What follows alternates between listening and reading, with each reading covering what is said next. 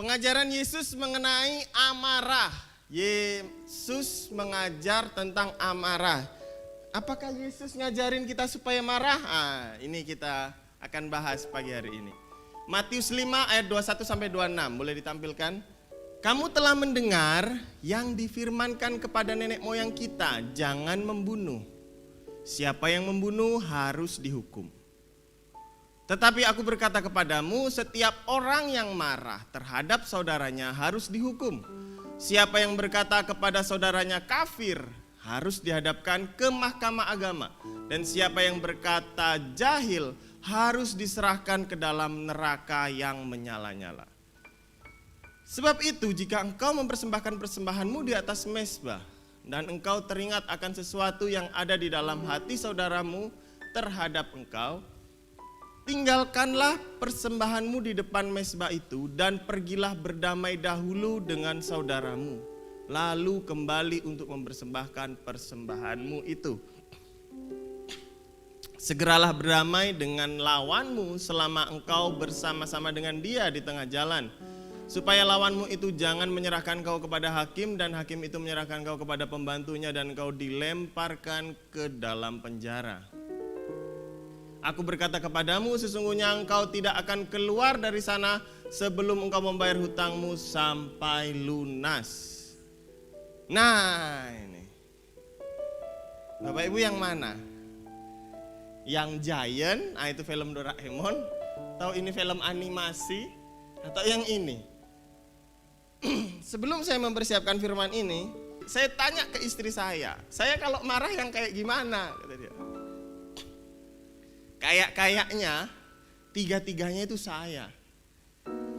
Di awal pernikahan kami, awal setahun 2 tahun, mungkin sampai di atas 5 tahun itu perpaduan kami itu gesekan itu selalu ada. Bagaimana tidak, saya dari Jawa ya Pak Dea, Probolinggo, ketemu istri saya yang orang Batak bapaknya dan mamanya orang asli Kalimantan. Perbedaan bahasa jauh, makanan kesukaan beda. Hal-hal kecil mungkin bisa jadi sesuatu. Jadi apalagi saya punya latar belakang dididik oleh orang tua yang temperamental. Puji Tuhan papa saya sekarang sudah tidak temperamental lagi. Papa saya itu didikan tentara, kakek saya tentara. Jadi mungkin kebawa, beliau mendidik saya karena saya anak pertama.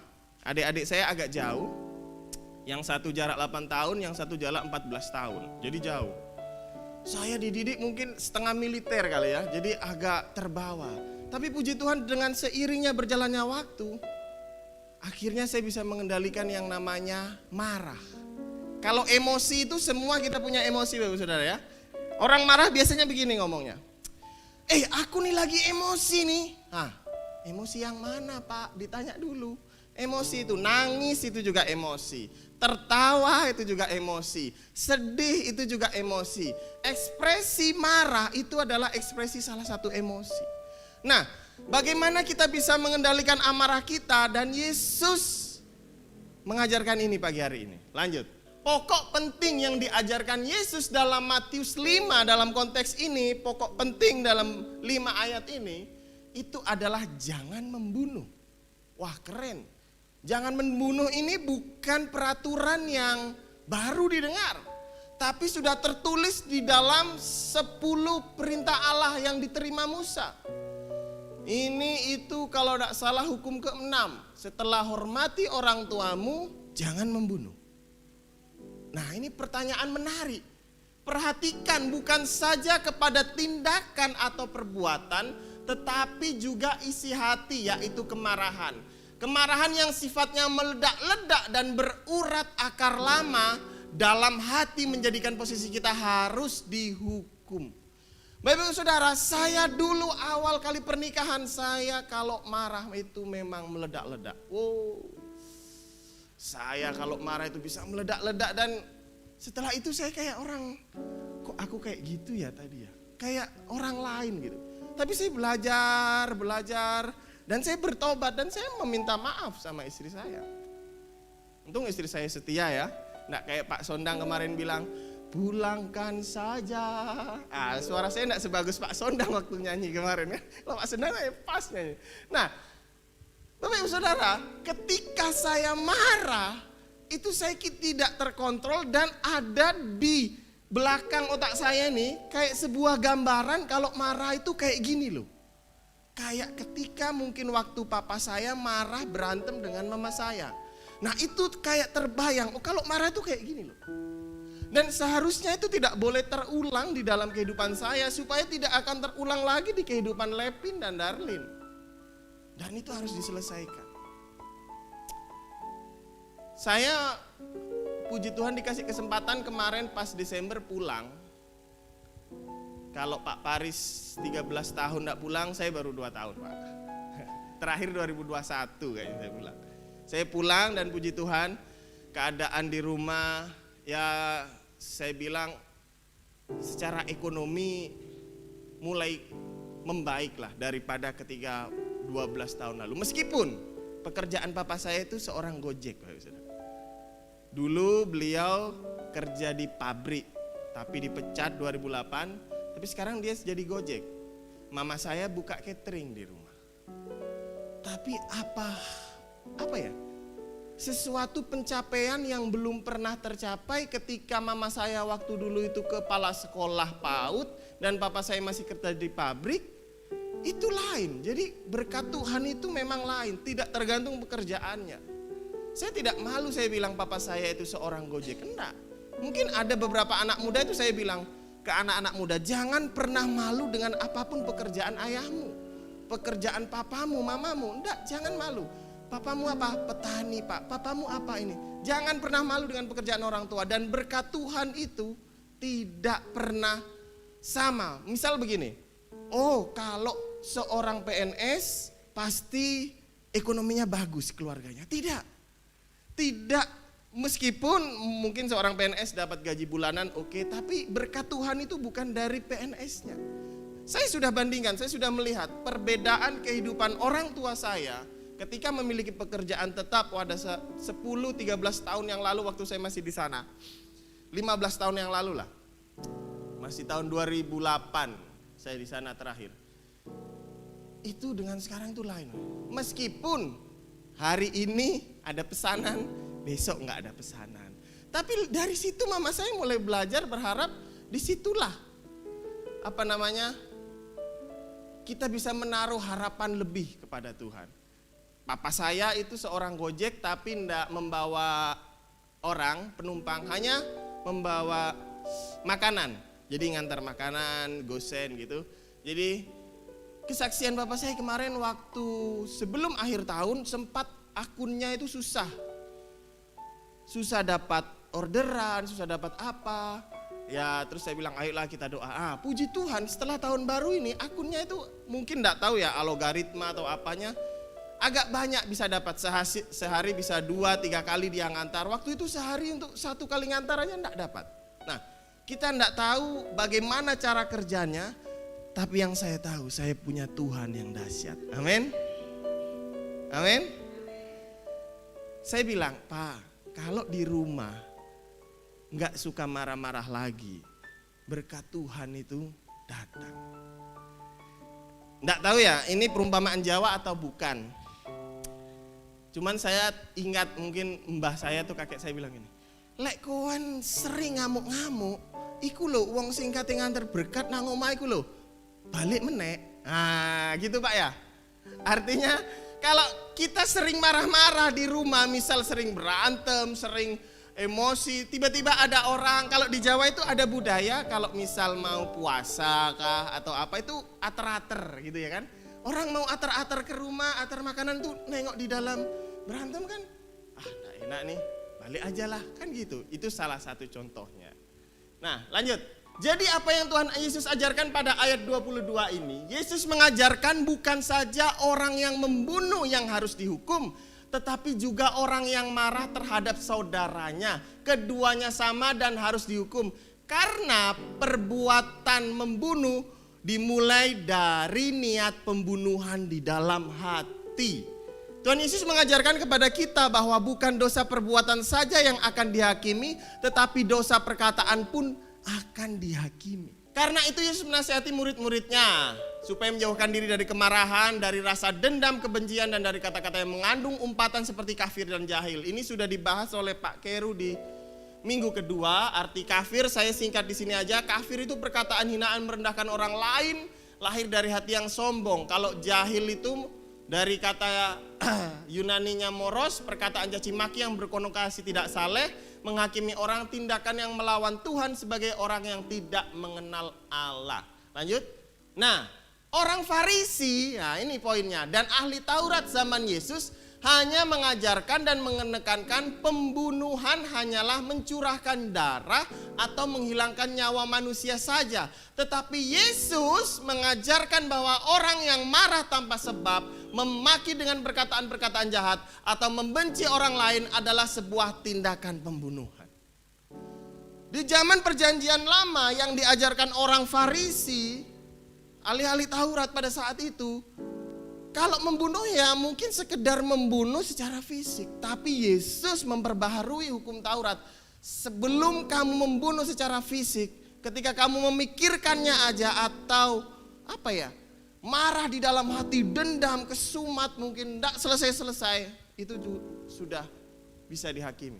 Sebuah tindakan dosa. Lanjut, ini ilustrasi 1500 ini diukir di sebuah katedral kuno gitu, saya lihat ya. Ini ilustrasi Kain dan Habel. Kata-kata yang keluar dari mulut karena kemarahan membuat kita akan dihakimi. Orang yang mengeraskan hati untuk membenci sesama pada dasarnya adalah seorang pembunuh manusia. Coba kita buka 1 Yohanes 3. Coba kita buka 1 Yohanes 3 ayat 15. Nanti kita bahas tentang Kain dan Habel. Nah, setiap orang yang membenci saudaranya adalah seorang pembunuh manusia. Wow. Dan kamu tahu bahwa tidak ada seorang pun pembunuh yang tetap memiliki hidup kekal di dalam dirinya. Coba dibuka Kejadian 4, ayat pertama. Kita ambil contoh tentang Habel. Oke. Selanjutnya dilahirkan Habel, adik Kain. Habel menjadi gembala kambing domba dan Kain jadi petani. Lanjut. Setelah beberapa waktu lamanya maka Kain mempersembahkan sebagian dari hasil tanah itu kepada Tuhan sebagai korban persembahan. Lanjut. Habel pun mempersembahkan korban persembahan dari anak sulung kambing dombanya, yakni lemak-lemaknya, maka Tuhan mengindahkan Habel dan korban persembahannya itu. Lanjut. Tetapi Kain dan korban persembahannya tidak diindahkannya. Lalu hati Kain menjadi apa? Sangat panas. Mendidih nih. Mukanya muram. Kayak yang ekspresi marah tadi. Siapa yang kalau marah di sini rasanya panas terus garuk-garuk kepala. Aduh, geram aku ya. Kenapa orang tuh kayak gitu ya? Gitu. Iya loh. Kadang-kadang saya gitu. Kalau apa ya? Misal nyetir mobil, tiba-tiba di serobot, gimana dia? Ada SIM enggak sih dia? Saya suka bilang gitu sama istri. Marah, kesal gitu. Pernah kami di mana? Di apa itu sih? Setelah jembatan 1 tol 1 tuh, di daerah itu kami ditabrak oleh orang yang bawa rongsokan sampai penyet itu tangki sebelah kiri. Lalu dia, pernah saya saksikan ini, lalu dia yang minta ganti. Motornya itu bawa rongsokan besi di belakang, jadi tidak bisa ngerem mendadak gitu kayak. Nabrak dia, bruak. Ternyata orang Jawa. Ngomong sama saya, ya apa ini ganti. Pak D saya bilang, tak ganti motormu, kowe ganti. Saya bilang. Ku penyet itu gue bilang. Dia langsung jalan aja kayak enggak punya salah. Kletek. Saya panggil, "Woi, Pak D." Istri saya udah gini, "Udah, biarin ya, biarin." Gimana biarin? Akhirnya kami masuk bengkel, habis berapa?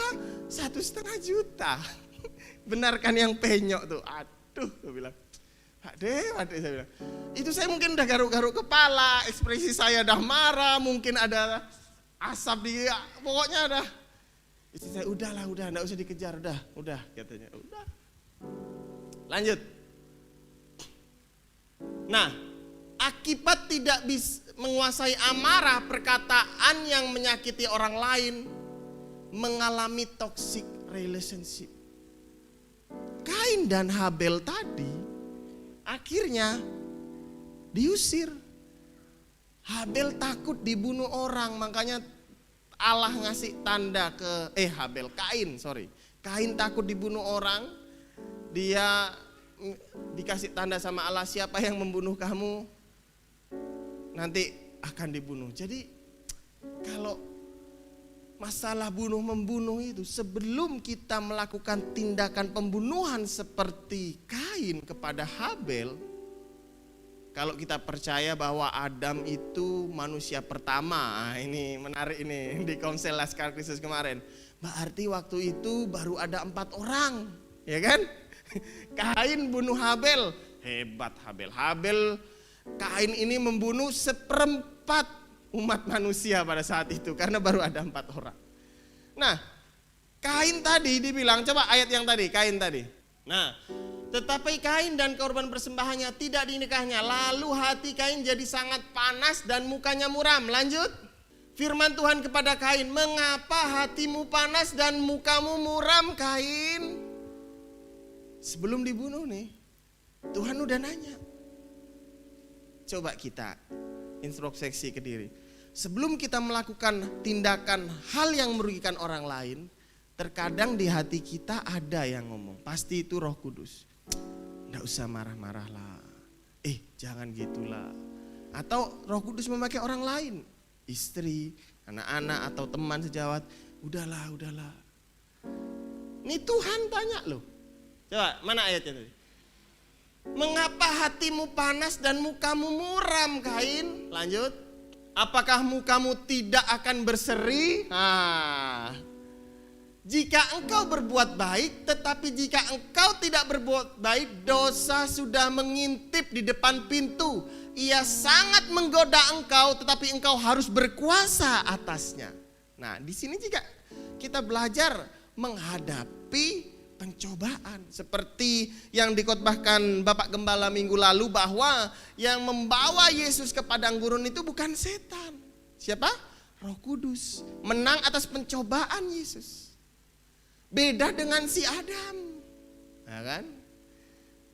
Dan Hawa ketika digodai iblis kalah. Beda juga sama Kain ini. Mana ayatnya tadi, Om?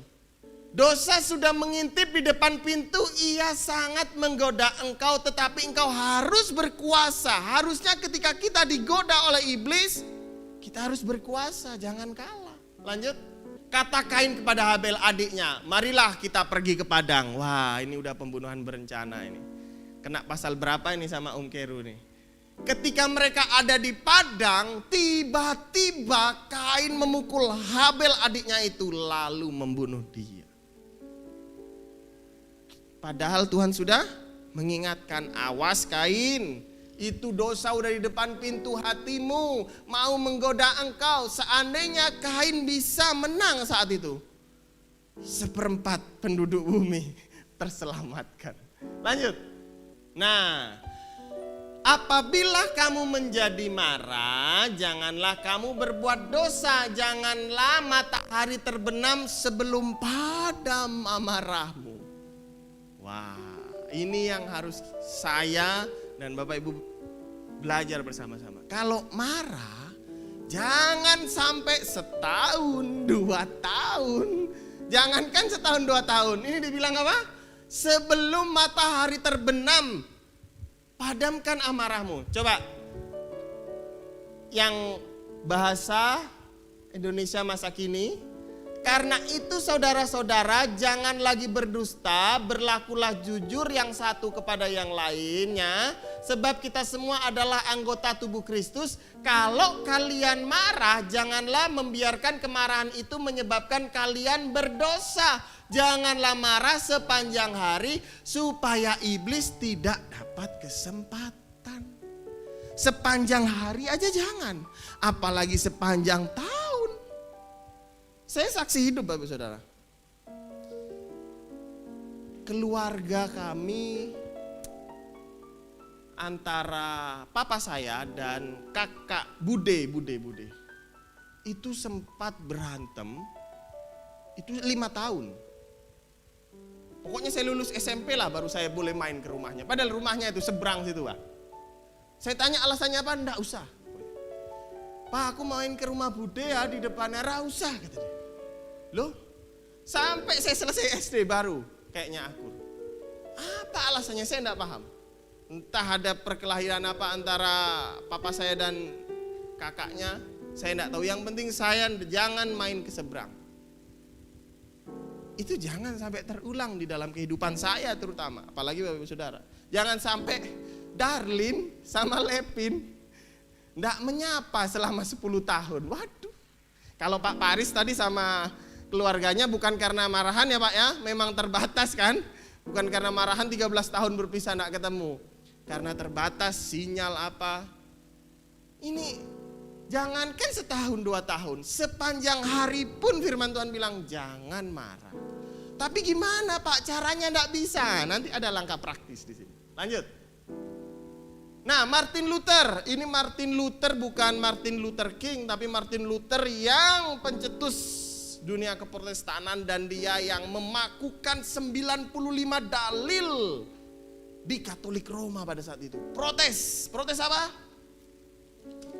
Surat penebusan dosa dijual seenaknya. Siapa yang mau ditebus dosa? Ayo beli surat penebusan dosa. Pada saat itu salah satu dalil yang diprotes sama Martin Luther. Dia bilang begini, we need to hear the gospel every day because we forget it every day. Kita harus dengar Injil setiap hari karena apa? Karena kita lupa setiap hari. Makanya tiap hari. Siapakah yang menjadi tembok kita? Siapakah yang menjadi pengingat kita? Injil yang ada di dalam hati kita. Bagaimana Roh Kudus mau mengingatkan kita sedangkan tidak ada ayat-ayat firman Tuhan yang kita ingat? Lanjut. Pastor Timothy Keller, Tim Keller meninggal 2 tahun yang lalu kayaknya, kanker pankreas di New York City. Dia bilang begini, definisi penguasaan diri adalah kemampuan untuk mengenali dan memilih hal yang penting di atas yang urgent. Hal yang penting di atas yang urgent. Dalam situasi apapun, karena di dalam diri kita, hasrat hati kita sudah tertata dengan baik. Orang yang bisa menguasai dirinya, orang yang bisa mengelola emosinya, khususnya tentang amarah, dia bisa memilih hal yang urgent. Contoh, ketika marah, saya harus meledak ini, harus ada saluran dimarahkan. Tapi dia bisa memilih, saya harus bagaimana? Apakah saya melakukan hal yang merugikan orang lain? Apakah perkataan saya bisa menyakiti istri? Akhirnya terjadi toxic relationship, menyakiti sekeliling kita, orang tua kita. Nah, ketika mempunyai penguasaan diri yang baik, nah ini dia bilang,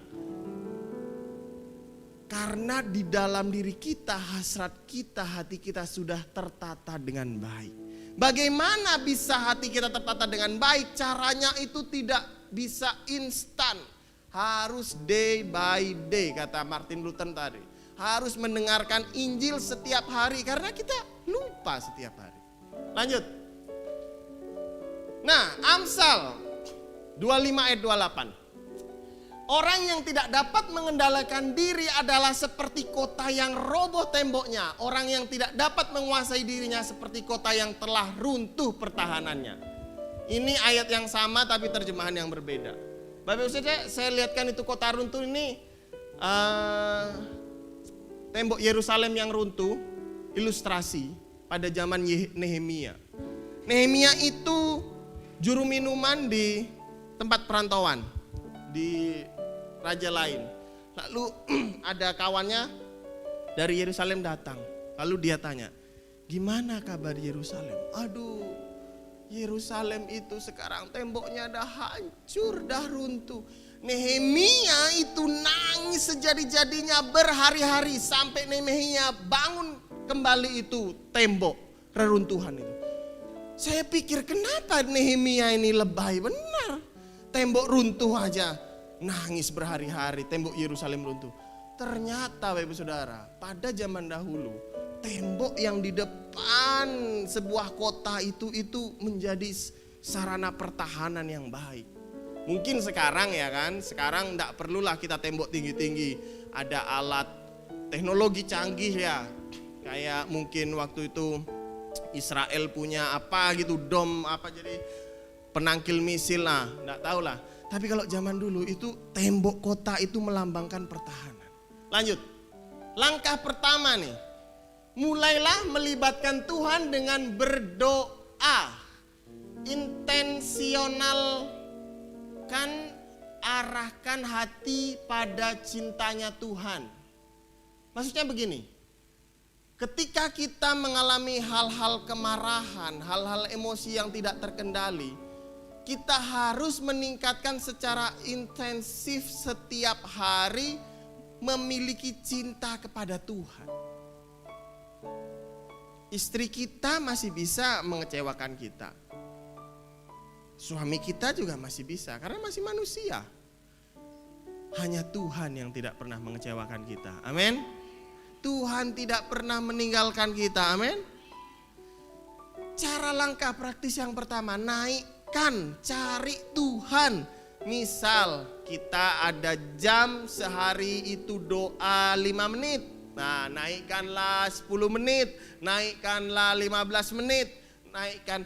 Tapi bukan masalah jamnya yang naik, tapi ternyata tidur di jam doa, bukan. Kualitas dan kuantitasnya juga perlu dinaikkan. Amin. Kalau kita bisa, ini pernyataan Pak Gembala yang saya kutip. Kalau kita bisa scroll HP di Facebook, di TikTok 30 menit, masa kita enggak bisa doa 30 menit? Kan gitu.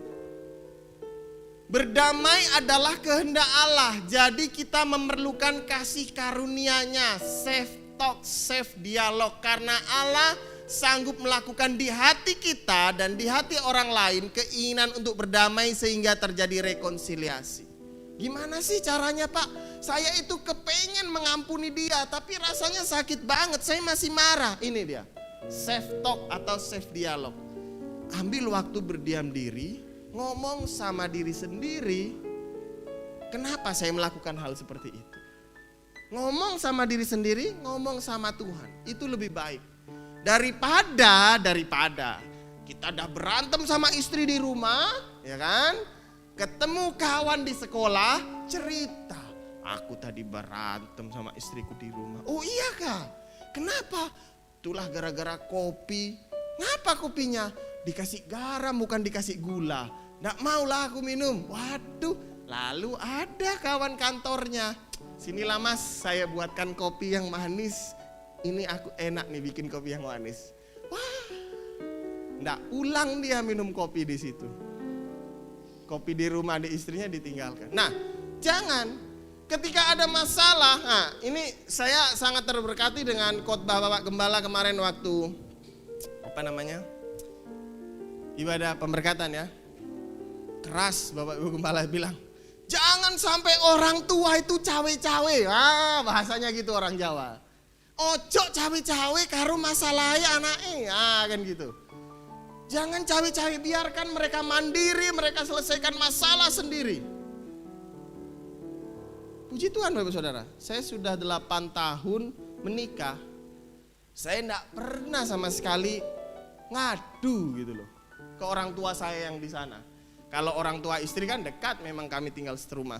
Orang tua saya yang di sana, Pak, aku tadi berantem Pak. Bahkan anak saya sakit, ini lucu nih. Kesaksian, Lepin itu kepalanya bocor Bapak Saudara. Bocor, luka di sini. Sebelum pulang kampung kami kemarin. Mbahnya enggak tahu, saya enggak pernah bilang, pokoknya ada hal-hal yang sakit atau apa. Kalau udah sembuh baru saya cerita, Mah kemarin Lepin sakit tapi sembuh. Tapi untuk hal ini saya enggak cerita, karena apa? Saya juga pernah bocor di sini Bapak Saudara. Jadi saya bilang sama Lepin, sama nak, anak laki-laki harus kayak gitu, kata aku bilang. Dia enggak sengaja, jadi saya ada jahitan juga di kepala, Lepin juga ada. Tiba-tiba sebelum pulang kemarin, pas video call, waktu Lepin habis potong rambut, neneknya tuh lihat, loh kok enggak tumbuh di sebelah situ, sebelah sini kan sebelah. Iya, kemarin bocor 3 jahitan. Waduh. 3 jahitan, Saudara. Tadi dia main lalu jatuh, kepalanya terbalik ke bawah, 3 jahitan. Enggak apa-apa, Pin. Itu kenangan, papa pun punya, gue bilang gitu kan. Tapi saya enggak pernah sama sekali ngomong sakit apa enggak ke orang tua. Dan saya percaya itu salah satu kunci. Ketika kita berantem dengan istri di rumah atau dengan orang tua kita, enggak usah ngomong kemana-mana. Self talk atau self dialog sama diri sendiri, sama Tuhan. Selesai. Susah, Pak? Ya susah memang. Susah mengendalikan diri, Pak? Iya susah memang, ya belajar, sama. Saya pernah di titik itu. Bukan artinya saya sekarang sudah bebas, tidak pernah marah-marah kayak meledak-meledak. Ya puji Tuhan sudah tidak pernah, intensitas itu sudah tidak ada. Tapi saya belajar itu. Lanjut. Amsal 16 ayat 7. Ini 3 terjemahan yang berbeda. Jikalau Tuhan berkenan kepada jalan seseorang, maka musuh orang itu pun didamaikannya dengan dia. Jikalau engkau menyenangkan hati Tuhan, nah kuncinya di Tuhan. Musuh-musuhmu itu bisa dijadikan kawan. Apabila hidup seseorang menyenangkan Allah, maka Allah membuat musuhnya sekalipun bisa berdamai dengan dia. Pak, gimana ya caranya ya supaya musuh saya itu bisa minta maaf sama saya? Atau saya pun mau ketemu sama dia. Orang saya nengok mukanya aja enggak mau, tapi saya kepengen. Gimana caranya? Datang kepada yang punya hati. Siapa yang menciptakan hati dia? Hati saya, hati kita semua siapa? Tuhan. Tuhan yang bisa merubah. Amin. Mungkin dengan kekuatan kita enggak bisa. Tapi dengan kita minta sama Tuhan, Tuhan tolong berikan hati yang damai di saudara saya yang sedang berantem sama saya. Atau dalam hati saya. Selesai. Lanjut. Langkah kedua, kata Yesus dalam ayat 24, pergi dan berdamai. Ingat, setelah berdoa itu ada langkah iman yang perlu kita lakukan. Apa? Pergi dan berdamai. Dari perkataan Yesus ini kita terapkan 2 hal. Ambil keputusan untuk menyelesaikan secara pribadi dengan Tuhan, dengan cara mengakui bahwa di dalam hati kita ada kemarahan dan meminta pengampunan dari Tuhan. Ambil keputusan untuk menjumpai orang yang berkonflik, belum Om? Dengan kita lalu membicarakan dengan hati terbuka dengan tujuan memaafkan dengan damai. Ingat, langkah yang pertama ngomong dulu sama Tuhan, ambil keputusan, ngaku bahwa saya juga salah. Nah ini, kadang-kadang kita udah datang sama Tuhan, udah. Tapi pas datang sama Tuhan ngomongnya, Tuhan saya tuh enggak salah loh, dia yang salah. Udah, Tuhan bingung. Jadi kamu mau diberesin apa enggak? Ngaku dulu salahmu. Iya Tuhan, saya salah. Saya salah begini-begini. Tolong ampuni saya. Nah setelah itu punya tindakan ketemu sama dia, ngomong minta maaf. Ingat ya, setelah ketemu itu tujuannya untuk apa? Minta maaf, bukan bikin masalah lagi. Udah damai di rumah, ketemu sama orangnya lalu seharusnya kamu enggak begitu loh. Nah, lain yang di rumah, lain pas ketemu orang. Udah enggak selesai-selesai. Pak Gembala pernah bilang, saya kutip lagi. Kalau kita udah berdoa bertahun-tahun untuk berdamai dengan orang yang bersalah kepada kita, tetapi enggak terjadi-terjadi, berarti itu kita yang egois. Kita yang egois. Bukan salah Tuhan, bukan salah orang itu, tapi kita yang egois. Egois apa? Nggak mau melangkahkan diri, berjumpa, salam, saya minta maaf. Lanjut, manusia dalam dosa itu bersalah. Tapi kalau manusia udah di dalam Kristus itu dibenarkan. Bukan jadi benar, tapi dibenarkan. Bukan orang benar. Nih, perlu dipahami. Manusia tidak ada yang benar. Manusia tidak ada yang sempurna. Bahkan manusia tidak ada yang bisa masuk surga. Tapi karena Kristus dibenarkan. Yang dosa dikuduskan karena Kristus. Yang kehilangan kemuliaan Allah dijadikan serupa dan segambar karena Kristus. Di bawah kutuk dosa jadi dibebaskan dan diberkati Tuhan karena Kristus. Amin. Mari saya undang semuanya untuk bangkit berdiri di hadapan Tuhan.